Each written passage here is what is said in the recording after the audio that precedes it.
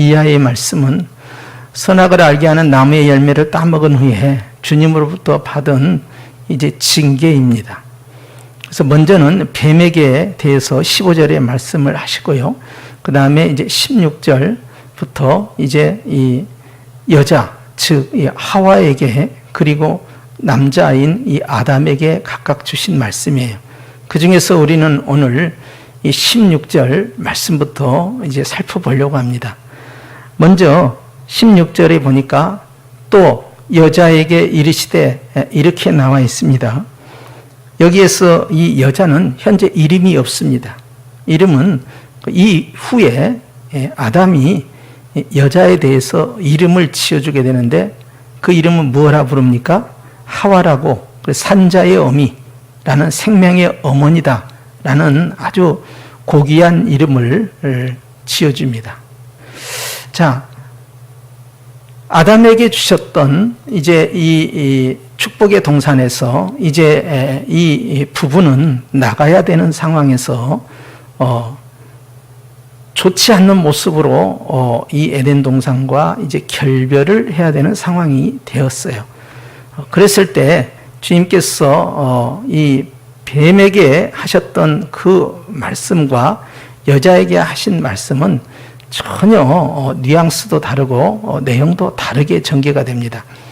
15절에 나온 그 내용은 주님께서 아주 문자 그대로 심판을 하신 것이고요. 그리고 멸망을 선포를 하신 거예요. 그렇게 함으로써 이 뱀에게는요, 더 이상의 어떤 국률과 자비가 없고요. 그리고 주님께서 즉각적인 심판과 함께 영원한 심판까지 함께 주심으로 말미암아 엄중하게 이제 처리를 하십니다.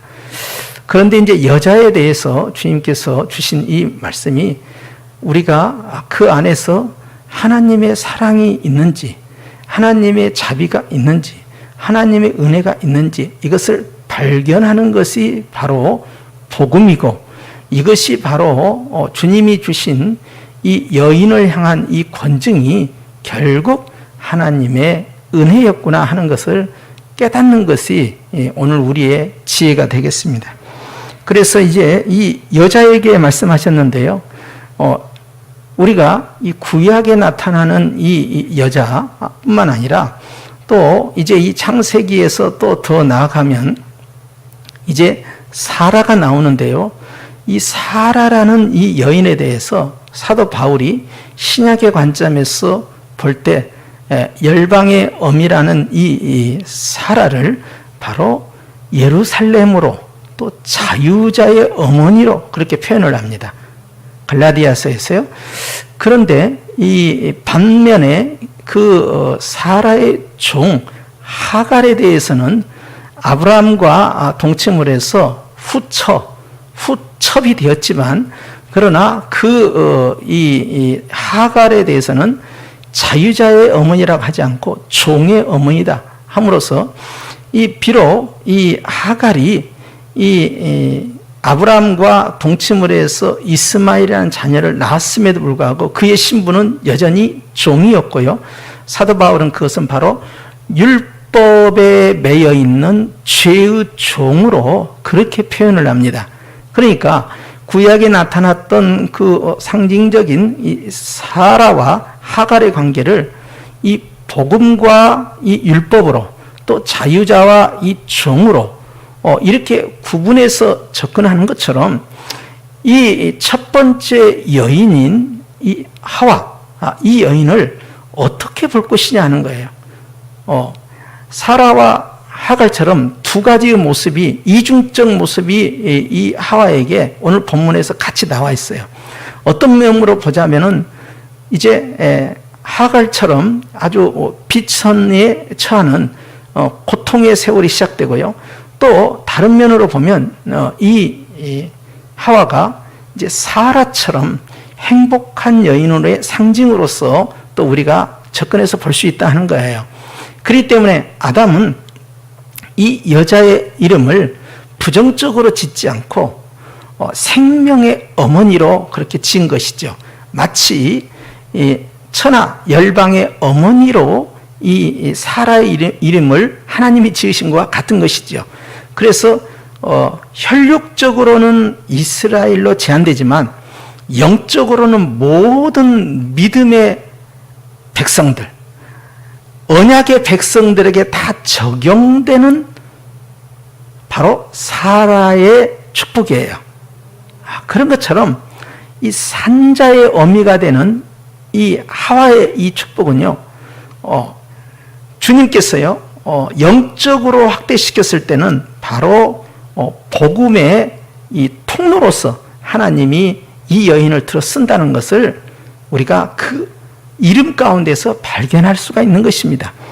그런데 오늘 주님께서 먼저 이 여인에게, 육적 여인이죠. 그러나 또 다른 면으로는 영적 여인인 바로 우리 모두에게 말씀하는 거예요. 우리는 예수님 안에서 다 여자입니다. 교회도 그래서 여성 명사로 써서요, 신부다 그렇게 말을 해요. 자, 이 여인에게, 즉 당시 하와이며 또 오늘날 이 시대의 하와인 우리에게, 교회에게 주시는 말씀이 내가 너에게 임신하는 고통을 크게 더하리니 그랬어요. 여인에게 있어서요, 가장 고통스러운 것은 그것은 출산할 때 애를 낳은 것이죠. 그런데 여러분, 출산할 때 해산의 고통보다 더 비교할 수 없을 만큼 고통스러운 것은, 그것은 아예 임신하지 못하는 것, 해산하지 못하는 것, 이것이 더 큰 고통으로 다가오는 것이에요. 이제 오늘날에 있어서는 이제 비혼 시대가 되고요. 그래서 이제 결혼을 멀리하고, 결혼을 해도 출산을 안 한다는 이제 그런 문화가 들어오고 있지만, 그러나 전혀 성경적 문화는 아니죠. 근데 오늘 주님께서 말씀하실 때 보니까 내가 너에게 임신하는 고통을 크게 더하리니, 그것은 임신을 한다는 겁니까? 안 한다는 겁니까? 한다는 것이지요. 임신을 계속 한다는 거예요. 다만 임신을 할 때 고통이 있어요. 근데 그 고통을 크게 더하겠다 하는 거예요. 그러니까 타락하기 전에도 임신을 해서 출산을 할 때 고통이 있었다 없었다? 있었지요. 그런데 타락한 다음에는 이제 고통이 더 늘어난다는 것은 여인에게 있어서 출산과 관련된 신체 이 구조상의 변화가 발생한다는 것을 의미하는 거예요. 타락한 다음부터는요, 영적인 타락만 있는 게 아니고 육적인 이 삶의 영역에 영향을 미치는 변화가 시작됩니다. 그래서 하나님과의 관계 단절뿐만 아니라 실제적인 내 육체 그리고 내 생활에 변화가 유발이 돼요. 그렇기 때문에 오늘 이 하와 같은 경우는 이제 고통이 더 늘어난다. 이 부분을 이제 주님이 첫 번째로 주셨어요. 그래서 이것은 분명코 해산의 고통은 주님 앞에서 징벌적이에요. 그렇죠? 그렇기 때문에 출산하는 여인들 입장에서는, 특히 믿는 크리스찬들은 출산할 때마다 무엇을 생각하겠어요? 바로 창세기 3장 16절을 생각하고, 그때 내가 무지해서, 내가 교만해서, 내가 욕심을 부려서, 내가 남편을 꾀해서 타락을 시킨 바로 그 원뿌리의 연장선상에 있구나 하는 것을 출산할 때 깨닫는다면 은혜가 더 풍성해집니다. 그래서 죄가 많이 있는 곳, 즉 죄를 많이 깨닫는 곳에 하나님의 은혜가 더 풍성해지는 거예요. 그럼으로써 주님께서는 이 고통이란 것을 우리에게 이제 주시는데요. 이것은 남자나 여자나 동일하게 주어졌어요. 근데 이 고통을 통해서 하나님께서는 뭐 하기를 원하시느냐? 깨닫기를 원하시고, 더 겸손하기를 원하시고, 그때를 잊지 말라라는 하나님의 사인이 우리의 몸에 흔적으로 남아있게 되었다 하는 거예요. 고통의 DNA는요, 결국 인간을 인간되게 만들고, 여자를 여자되게 만들고, 남자를 남자되게 만들고, 피조물을 피조물되게 만드는 과정인데요. 이 고통 가운데 사도 바울은 만물이 다 피곤하여 고통하고 있는데, 로마서예요. 그런데 바로 이렇게 복음을 전하는 우리조차도 피곤하고 고통이 있다. 자, 로마서와 고린도전서 15장의 이 말씀을 진행하면서 결국 무엇에 대해서 말씀하느냐? 그런데 우리의 이 삶의 고통으로부터, 생활의 고통으로부터, 신체적, 육체적 고통으로부터 우리를 자유케 하시는 치유자가 우리에게 오셨다.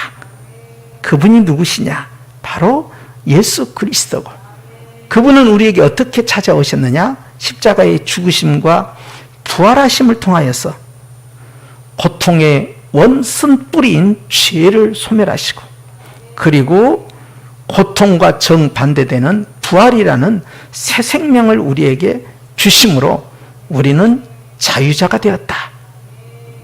바울의 이 해석을 그대로 적용을 해서 오늘 이 본문에 보자면, 여인에게 다가온 이 고통은 평면적으로 보면은 분명 징계적 의미에 있어서의 고통은 맞아요. 그러나 그 이면을 보면 겉으로 드러난 것과 다른 은혜가 들어있어요. 그것은 바로 앞서 말씀드린 대로 하나님의 자비하심, 고통을 통한 그 겸손하심과 죄를 깨닫고 죄를 경계하게 만들고 내 위치가 어디인지, 내가 어떤 삶을 살아야 되는지를 알게 하시는 아주 중요한 이정표로 이것을 사용하고 계신다. 그리고 임신을 하는 부분과 출산하는 부분은 창세기 1장 28절 말씀처럼 생육하고 번성하여 땅에 충만하라는 하나님의 창조의 명령, 이 문화의 명령을 그대로 적용하는데 문제가 없어요. 이것은 힘들 뿐이지 그 축복은 여전히 유지가 되고 있다. 그리고 주님은 그 다음 것을 준비하고 있다는 사실이에요. 그래서 임신하는 고통을 크게 더한다라는 말씀과 함께 그 다음에 두 번째로 주신 것이 있어요. 고통과 함께 오는 게 뭐냐? 수고입니다. 네가 수고하게 된다. 출산을 할 때도 수고하고 고통과 함께, 그리고 그 자녀를 양육하는 것도 고통과 함께 수고를 하게 되는 것이죠. 그래서 그 전에는 수고가 없었어요. 고통과 함께 다가오는 이 수고는 사람이 힘들지요. 그런데 예수님께서는 이렇게 말씀하셔요. 수고하고 무거운 짐진 자들아 다 내게로 오라 말씀하셔요. 죄악의 짐 때문에 당하는 고통과 죄악의 짐 때문에 당하는 이 수고로움의 인생의 방향에서 주님이 그것을 넘겨받으셔서 고통과 수고로 주님께서 다 십자가에서 값을 지불해 버리셨다 하는 사실입니다. 그렇기 때문에 이제는 예수님 안에서는 수고할 것이 있느냐? 없다 하는 거예요. 그래서 이제는 성령의 생명의 법이 적용이 되는 사람은 자유하다. 수고가 없다. 그래서 주님은 이렇게 말씀하십니다. 그런 사람들, 수고하고 무거운 짐진 사람들, 즉 수고와 고통 가운데에서 살아가는 인생이여 그 영혼들이여 내게로 오면 어찌 됩니까? 내가 너희를 편히 쉬게 하리라. 평안과 안식이 기다리고 있는 겁니다. 즉 예수님께서는요, 주님이 그것을 직접 해결해 주시겠다는 거예요. 전제 조건은 뭡니까? 그 모든 것을 모아 가지고 누구에게 가야 됩니까? 예수께로 가야 됩니다. 교회에 가는 게 아닙니다. 예수께 가야 됩니다. 목사님께 가는 게 아닙니다. 예수께 가야 됩니다. 신부에게 가는 게 아닙니다. 예수께 가야 됩니다. 예수께 가면 예수님이 직접 너희의 문제를 해결하고 그리고 편히 쉬도록 안식하도록 수고롭지 않고 고통스럽지 않게끔 주님께서 만들어 주시겠다는 거예요. 그래서 세 번째 말씀에 보니까 고통 가운데 있는 자와 수고 가운데 있는 자에게 이제는 자식을 낳을 것이다 그랬어요. 자, 고통과 수고가 전제되어 있는데 자식을 낳고 자식을 양육하는 이런 모든 과정은 이 여인에게 있어서 행복일까요? 저주일까요? 행복일까요? 아니면 불행일까요? 당연히 행복이죠. 왜 그렇습니까? 주님이 15절에 어떻게 말씀하셨습니까? 뱀에게 너로 여자와 원수되게 하고 네 후손도 여자의 후손과 원수되게 하리니, 그 다음이 중요해요. 여자의 후손은 네 머리를 상하게 할 것이요 너는 그의 발꿈치를 상하게 할 것이니라 라고 함으로써 이 싸움은 당대의 싸움이 아니라 후손과의 이 싸움이 뱀에게 전개된다, 그렇게 돼 있어요. 그래서 이 여인에 있어서는 자녀를 생산하는 것이 복음이고요, 자녀를 계속해서 이어가는 것이 언약에 대한 소망이 되는 거예요. 그래서 고통과 수고가 있음에도 불구하고 자녀를 생산하는 그 자체 행위가 하나님 앞에서 복이 되고, 그리고 그 아이를 양육을 해서 또 자손을 있게 만드는 모든 생명사역은 이 여인이 창세기 3장 15절에 최초의 복음을 만들어가는 도구로 쓰임받고 있다 하는 것이에요. 그 다음에 이 여인에게 다가온 것이 뭐냐? 너는 누구를 원하고 남편을 원한다. 이 원한다는 단어는요, 너는 남편이 필요하다 이런 의미만 있는 게 아니고요, 너는 남편을 존중하게 된다. 타락하기 전에는 자기 주도형으로 나아갔어요. 그래서 나도 먹어서 괜찮으니까 너도 먹어라 해서 자신의 결정을 남편에게 전달을 했어요. 그러나 이제는 자신의 경험이나 자신의 확신이나 자신의 주관적 판단과 생각이 주도하지 않고 이제는 남편의 권위 아래로 내려오는 수평적 관계에서 질서 있는 수직적 관계를 형성해 줌으로써 남편을 다스리지 말라는 거예요. 유대인의 이 책 가운데 탈무드라는 책이 있는데요, 랍비가 묻습니다. 왜 하나님께서는 여인을 만드셨을 때 남자의 머리뼈로 만들지 않으셨을까? 그것은 너의 머리는 남자이니 남자의 머리뼈로 여자가 만들어지면 네가 머리가 될까 하며, 이해가 되시죠? 또 이 손과 이 발가락의 뼈로 만들지 않는 것은 이라는 위치에 가기 때문에 남녀 간의 관계가 다스리는 자와 다스림을 받는 자로 나눠져 버린다. 갈비뼈로 만드는 것은 가장 소중한 것을 감싸고 있기 때문에 돕는 자의 배필로서 너는 여전히 남자의 가장 중요한, 즉 하트, 심장이 있는 부분을 가려주고 보호해주는 역할이며 너는 남자의 사랑을 받는 역할이다. 그래서 가장 소중한 위치에 있는 갈비뼈로 만드셨다, 그렇게 가르쳐요. 우리는 이 여인이 이제는 자기 주도적인 어떤 판단과 생각, 행동, 결정, 주장을 해서는 안 된다는 걸 주님이 알려주신 거예요. 그렇기 때문에 너는 남자를 필요로 한다. 너는 남자를 존중해야 한다.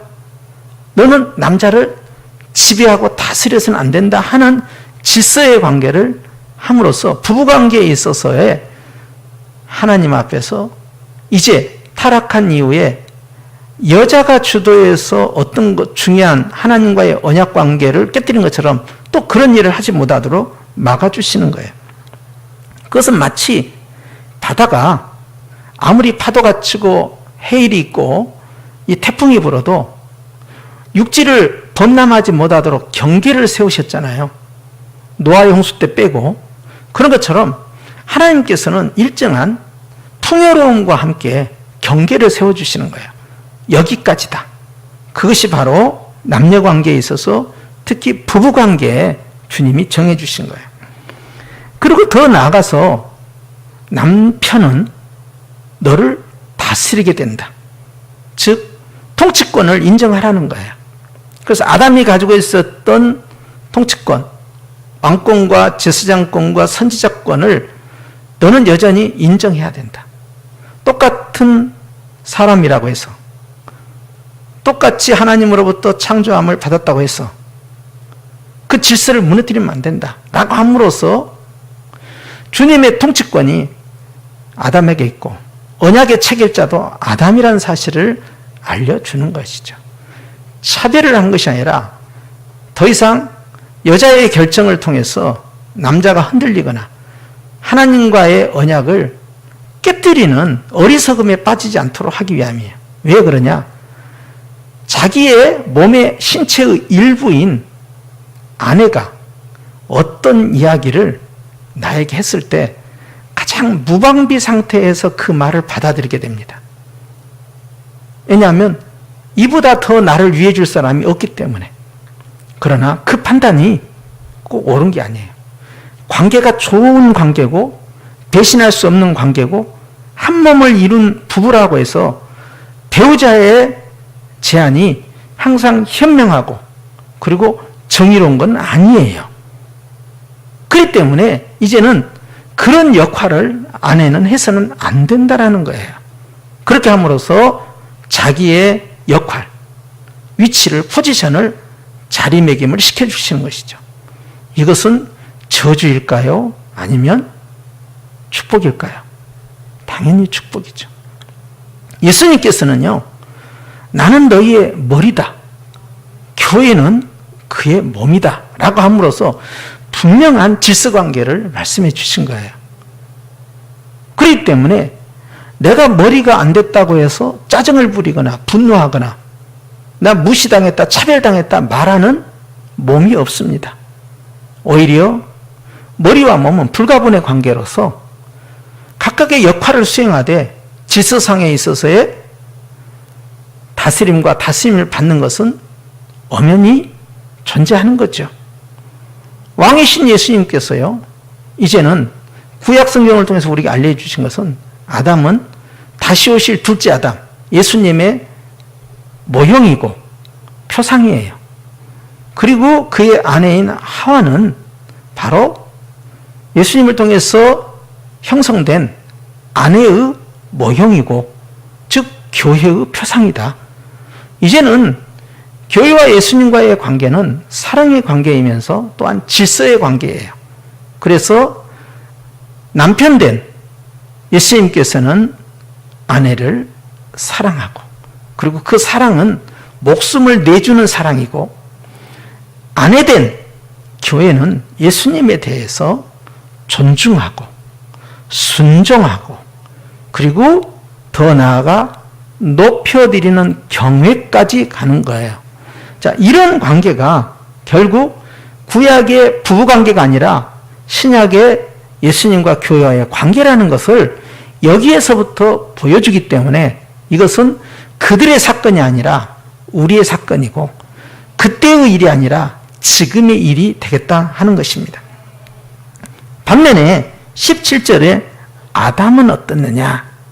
아담은 주님이 이렇게 말씀하십니다.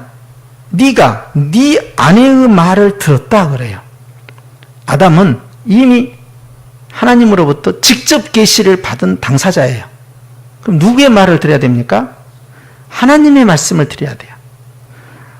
동산 중앙에 있는 선악을 알게 하는 나무의 열매를 따먹으면 정령 결탄코 죽는다라는 이 메시지를 그는 끝까지 붙잡았어야 해요. 그런데 아내가 봐, 먹어보니까 안 죽잖아 라고 함으로써 어떤 문제가 생깁니까? 하나님은 거짓말쟁이가 돼버려요. 그랬죠? 하나님이 거짓말쟁이가 돼버려요. 아내가 즉시 안 죽으니까. 그런데 언약의 체결자는 아내입니까? 남편입니까? 남편이에요. 남편의 가지고 있는 포지션이 모든 피조물의 대표성이에요. 언약의 체결자예요. 도장을 찍은 사람이에요. 그런데 하나님의 언약의 당사자인 주님과의 약속을 잊어버리고 아내가 경험상, 과학적으로, 논리적으로, 현실적으로 아무 문제가 없잖아. 이 말은 하나님은 틀렸어. 하나님은 거짓말장이야. 더 나아가서 뱀이 뭐라고 했습니까? 그걸 따먹으면 네가 하나님처럼, 즉 신처럼 될 것을 그분이 싫어하셔서 먹지 말라라고 했다라는 그 말을 아담이 하와로부터 전달을 받게 돼요. 그러면 하와나 아담 입장에서는 하나님은 정말로 졸렬한 하나님이 되고요. 그리고 하나님은 당신의 기득권을 유지하기 위해서 이걸 못 먹게 한 그러한 아주 쫌생이 하나님이 돼버리는 거예요. 주님에 대한 의심뿐만 아니라 주님에 대한 모욕의 단계까지 나아가는 거예요. 그러니까 아내의 말을 들어야 됩니까? 안 들어야 됩니까? 안 들어야 되죠. 가장 사랑하는 사람이고 가장 믿을 수 있는 사람이지만, 그러나 그것이 항상 정의롭고 항상 옳은 것은 아니에요. 별건이에요. 그런데 사람은 바로 배우자가 하는 말을, 또 직계 가족, 자녀가, 부모가 하는 말을 너무나 의심 없이 받아들이는데, 우리가 정말 의심 없이 받아들여야 할 것은 성경 66권이고 바로 주님의 말씀이란 사실을 기억해야 되지. 누구를 더 사랑합니까? 주님이어야 되고요. 누구의 말을 더 신뢰합니까? 주님이어야 되는 거예요. 그렇기 때문에 여기에서 혼돈이 있으면 안 되는 거예요. 자, 그런데 너는 아내의 말을 들었다. 그리고 내가 네게 먹지 말란 한 그 나무, 선악과의 나무 열매를 네가 먹어버렸다는 거예요. 범죄 사실에 대해서 주님이 이제 적시를 해주셨어요. 그런즉 어떤 문제가 발생합니까? 땅은 너로 말미암아 저주를 받는다 그랬어요. 아담에게 하와와 같이 직접적인 저주를 첫 번째로 말씀하지 않고 땅에 대해서 먼저 말씀하고 있는 거예요. 땅을 먼저 언급하신 것은요, 그 다음에 그 이유가 다 나오는데요. 결국 하나님이 지으신 이 아름다운 땅이 누구로 인하여서?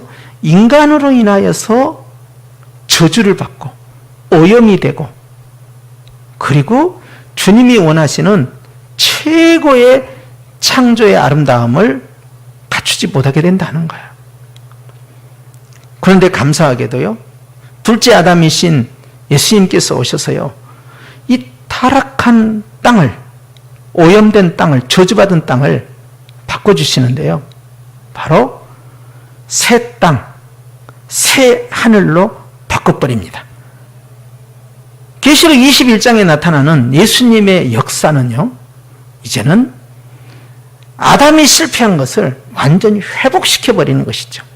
그래서 첫 번째 아담은 자기로 인하여서 저주를 받은 이 땅에 대해서 아무것도 할 게 없지만, 둘째 아담이신 예수님께서는요, 아담이 실패한 불순종 대신에 순종을 하심으로 말미암아 아담이 실패한 죄의 미혹으로부터 빠져들었지만, 예수님께서는 빠져들지 않고 오히려 죄를 이기시고, 아담은 자기 앞가림도 못하는 존재였지만, 그러나 예수님께서는요, 당신의 승리에서 끝나지 않고 당신을 믿는 모든 자들의 승리로 우리를 품어주신 거예요.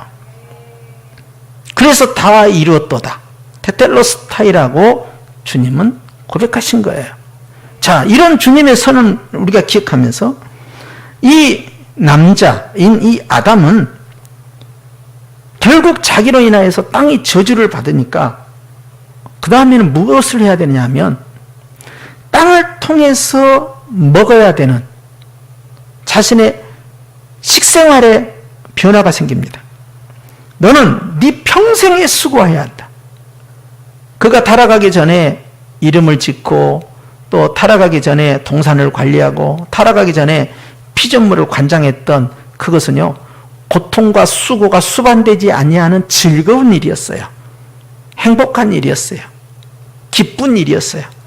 그래서 에덴이에요. 기쁨의 동산. 그런데 이제 타락한 다음부터는 자기가 다스려야 할 피조 세계는 자기와 원수 관계가 되고요, 불편한 관계가 되고요. 다스릴 수 없는 관계가 되고요. 오히려 고통을 주고 고통을 받는 관계로 바뀌어버렸다는 거예요. 그렇기 때문에 너는 이제는 네 자신의 일용할 양식을 위해서 죽을 때까지 평생에 대해서 무엇을 먹을 것인가, 무엇을 마실 것인가, 무엇을 입을 것인가를 염려하면서 생각하면서 노동을 진행을 해야 돼요. 그렇게 수고하지 아니하면 안 되는 거예요. 자신의 아내인 하와가 받았던 그 고통과 수고, 이것이 그대로 아담의 실생활에 들어가게 되는 거예요. 그런데 예수님께서는요, 이 저주받은 땅에 대해서 인간의 구원을 끝나는 마무리로 하는 것이 아니라 더 나아가서 인간의 구원 다음에 땅의 구원, 피조 세계의 구원까지 들어가는 것이 바로 계시록 21장의 사건이다. 주님의 이 구원은요, 아담이 다 망쳐버린 것을 다 회복시키는 거예요. 그렇기 때문에 이제는 우리는 주 안에서 수고하지 않기 때문에 하나님의 장막이 계시록 21장 3절이죠.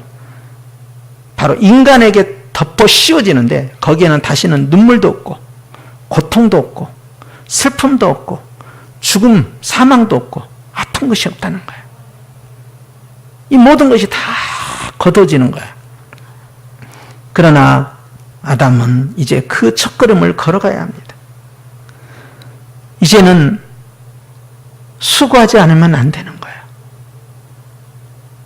모든 인생은 다 살기 위해서 태어나느냐, 죽기 위해서 태어나느냐, 행복하기 위해서 살아가느냐, 수고하기 위해서 살아가느냐, 그것이 문제로다. 이제는 상황이 바뀌어버린 거예요. 땅은 어떻게 됩니까? 18절에 네게 가시덤불과 은근키를 낼 것이다. 대적하고 싸우는 거예요. 땅과 충돌이 일어나는 거예요. 땅이 내 편이 되지 않는 거예요. 피조 세계가 내 통치와 내 지배를 받는 것이 아니라 거역의 관계로 가는 거예요. 통치권을 이뤄가고 있잖아요. 이제는 달래야 됩니다. 이제는 땅을 일궈가면서 땀 흘려가면서 그 땅을 보살피면서 사람과의 관계로 말하면 애교도 떨어야 되고 또 섬겨줘야 되고 잘했다 칭찬도 해줘야 되고 이런 돌봄의 사역을 하지 않으면 땅이 더 이상 먹을 것을 주지 않는다 이 말이에요. 네가 먹을 것은 밭의 채소인즉 네가 흙으로 돌아갈 때까지 얼굴에서 무엇을 흘려야 됩니까? 땀에.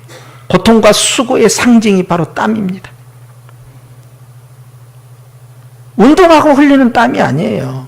그냥 날씨 더워서 흘리는 땀이 아니에요. 이제는 생존의 문제를 염려하면서 흘려야 되는 노동의 땀이요, 저주의 땀이에요. 그래야만이 네가 먹는다. 이제는 저절로 이루어진 건 없다는 거예요. 그러니 사람이 태어난 것이 이제는 일하기 위해서 태어나고 수고하기 위해서 태어나고 땀을 흘리기 위해서 태어나고 그래야만 살아간다라는 비참한 인생길이 아담 이후에 놓여버린 겁니다. 네가 그것에서 흙에서 땅에서 취함을 입었다. 너는 이제 흙이다, 땅이다. 그렇기 때문에 다시 그 흙으로 땅으로 돌아가거라. 즉 살아가기 전에는 죽지 아니하는 영생의 몸이었지만 이제는 너는 영생할 수 없다. 흙에서 왔으니 흙으로 가는 것이다 라고 함으로써 그는 영원한 생명이 절단되고 자신의 한계를 깨닫게 된 거예요. 그 옆에 있었던 그 생명나무 과실은 따먹지 않았죠. 그리고 따먹지 못하도록 아예 쫓아내시고 그리고 두루도는 화영검으로 그 출입구를 막아버린 거예요. 에덴 동편입니다. 생명나무가 되시고 우리의 소망 되신 예수님께서는요, 우리에게 찾아오셨어요. 너는 나를 먹으라. 이것은 너희를 위하여 흘리는 나의 피요, 내가 너에게 주는 나의 살이다. 이 살과 피를, 나를 먹는 자는 영생을 갖는다. 라고 하시면서 주님께서는요, 요한복음 5장을 통하여서 주님을 먹는 자가 영생을 얻는다는, 즉 생명을 우리에게 공급해 주신 거죠. 아담은 생명을 빼앗겼을 뿐만 아니라 우리에게 있는, 후손들에게 있어야 할 생명을 빼앗겼을 뿐만 아니라 빼앗아 가버린 거예요. 뭐 때문에? 죄악 때문에. 그러나 예수님께서는 둘째 아담으로 오셔서 우리에게 생명을 공급해 주시는 거예요. 빼앗는 게 아니에요. 오히려 죄를 없애버리고 영원한 생명을 주신 거예요. 자, 이제 주님께서는 우리에게 너는 흙이니 흙으로 돌아가라 이렇게 말씀하지 않고, 너는 하나님의 자녀이니 영원히 천국에서 살거라, 천국으로 돌아가거라 이렇게 말씀하셔요. 그러니까 주님과 전혀 다른 거죠. 오늘 주님께서 우리에게 이 말씀을 통하여서 깨닫게 하신 게 무엇일까요? 하와가 받았던 그 저주와 심판, 아담이 받았던 그 저주와 그 심판은, 그 안에는 복음이 있을까요? 없을까요? 하나님의 사랑이 있을까요? 없을까요? 하나님의 자비하심이 있을까요? 없을까요? 고통 가운데서 우리는 하나님의 국률하신 은혜를 발견하는 지혜가 있어야 합니다. 고난을 받으신 주님께서요, 고난받는 자들을 능히 도우신다라고 말씀하셨어요.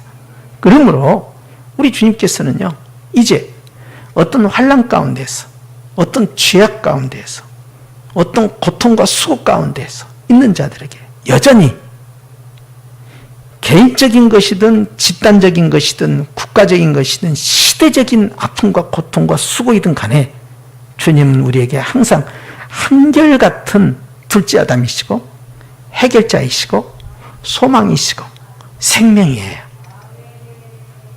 주님은 우리에게 너는 흙으로 돌아가라 말씀하지 않고 너는 천국으로 돌아가라 말씀하시니, 우리의 출생은 아버지로부터 왔고 우리의 돌아감은 다시 아버지께로 가는 거예요. 예수님께서 바로 이와 같이 하시기 위하여 내가 간 후에 다시 너희를 데리러 오겠다라고 재림에 대한 약속을 하신 것이죠. 아담은 할 수 없는 걸 예수님은 하신 거예요. 오늘 이 땅에 영적 여자인, 영적 하와인 저와 여러분을 대해서 우리 주님이 고통도 있고 수고도 있다, 아픔이 있다, 그리고 이제 네 마음대로 활기치며 살지 못하고 질서 가운데서 순종하고 머리 대신 주님 앞에 복종하며 살아야 된다. 그러나 주님은 말씀합니다. 너에게는 이 모든 것들로부터 벗어나게 되는 자유하는 축복이 예비되어 있다. 누구를 통하여? 너의 후손을 통해서. 누굽니까? 예수님을 통해서 그렇다는 걸 약속해 주셨으니 이 여인에게 있어서는 불행이 아니고 이제는 새로운 희망을 향해 가는 거예요. 그래서 산자의 어미가 된 것입니다. 우리도 복음 안에서 끝없는 영적 출산과 영적 이 생성이 놓여 있는데, 그게 바로 선교이고 전도인 거죠. 우리의 삶을 더 아름답게 출산해 나가는 주님의 계획이 저와 여러분에게 있어요. 어떤 미래를 만들어내실지, 생성해내실지, 출산하실지, 창조하실지 우리는 몰라요. 그러나 주님은 항상 아름다운 것들을 준비하고 있고 여전히 희망 가운데서 우리를 끌고 있다는 사실을 기억하시기 바랍니다. 또 이 남자인 이 아담에게 주님이 주신 이 갖가지의 말씀은 결국 예수님께서 다 이루셨으니 우리는 주 안에서 이제 있어야 할 곳이 어디냐? 그것은 땅이 아니고 하늘이니까 땅의 것을 생각하지 말고 하늘의 것을 생각하고, 땅에 속한 자가 아니고 하늘에 속한 자고, 땅으로 돌아가는 것이 아니고 하늘나라로 돌아가는 것이다. 이것을 주님이 우리에게 주신 선물이에요. 우리 이것을 복음이라고 하죠. 이 복음을 저와 여러분이 가지고 있고, 이제 주님의 자비하심은 그 절망의 현장에서 희망의 빛으로 여전히 진행되고 있어서 심지어는 에덴 동산에서 쫓겨나도 누가 함께 하십니까? 주님이 함께 하신다. 그래서 이제는 쫓겨난 에덴 동산보다 더 아름답고 더 멋지고 더 우아하고 더 행복한 새로운 에덴, 새 예루살렘을 주님은 우리에게 선물로 약속하셨다는 사실이에요. 할렐루야. 그러므로 우리의 미래는 항상 해피엔딩이에요. 가장 아름다운 것은 여전히 우리의 인생의 끝자락에 놓여 있어요.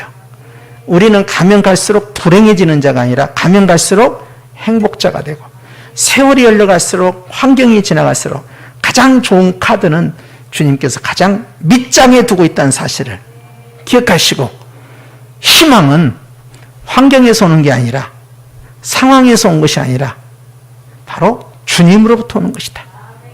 내 미래의 아름다움은 내가 땅을 일구어서 자기 만족, 자기 성취감으로 만들어가는 것이 아니라 주님이 선물로 나에게 주심으로 말미암아 우리의 행복이 완성되어 간다는 사실을 깨닫고 승리하시기를 주의 이름으로 축원합니다. 기도하십시다.